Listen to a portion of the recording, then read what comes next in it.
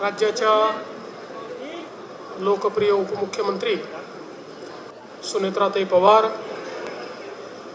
राज्याचे उच्च व तंत्र शिक्षण मंत्री चंद्रकांत दादा पाटील, महापौर मंजुषाताई नागपुरे, खासदार मेधाताई कुलकर्णी, विनायकजी भीमाले, गणेशजी या ठिकाणी उपस्थित सर्व मान्यवर, आपले आयुक्त नवलजी आणि आपुलकी फाउंडेशनचे सर्व पदाधिकारी, उपस्थित भगिनी आणि बंधूंनो, आज अतिशय आनंदाची गोष्ट आहे की पुणे महानगरपालिकेच्या या जमिनीवर सामाजिक बांधिलकीचा एक अतिशय चांगला उपक्रम, ज्यामध्ये PPP मॉडेलवर पहिलं कॅन्सर हॉस्पिटल हे तयार झालं आहे आणि या पहिल्या कॅन्सर हॉस्पिटलचं उद्घाटन आत्ताच आम्ही या ठिकाणी केलेलं आहे। मी पुणे महानगरपालिकेचं मनापासून अभिनंदन करतो। त्यासोबत आपुलकी फाउंडेशन ज्यांनी याच्यामध्ये इन्व्हेस्टमेंट केली आणि CGHSच्या दराने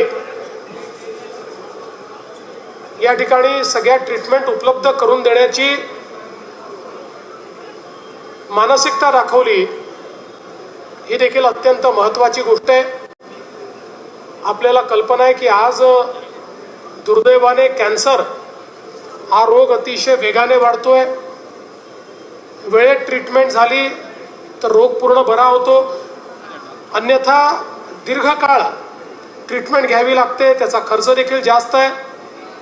आणि म्हणूनच केंद्र सरकार, राज्य सरकार दोन्ही सरकारांनी आपल्या योजनांमध्ये कॅन्सरचा समावेश केलाय। महाराष्ट्रामध्ये मोठी कॅन्सर ग्रीड आपण तयार करतो। या कॅन्सर ग्रीडच्या माध्यमातून प्रायमरी, सेकंडरी, टर्शरी अशा तिन्ही प्रकारचे इंटरव्हेन्शन्स वेगवेगळ्या पद्धतीनं करण्याचा प्रयत्न आपला आहे। आणि अशातच पुणे महानगरपालिका आणि आपुलकीच्या माध्यमातून सुरू झालेलं हे जे केंद्र आहे, हे निश्चितपणे एक मैलाचा दगड ठरेल आणि या तत्वाने भविष्य काळामध्ये देखील आपल्याला अनेक अशा प्रकारचे हॉस्पिटल्स तयार करता येतील। एक चांगलं मॉडेल तयार झाल्याबद्दल महानगरपालिकेचं अभिनंदन करतो।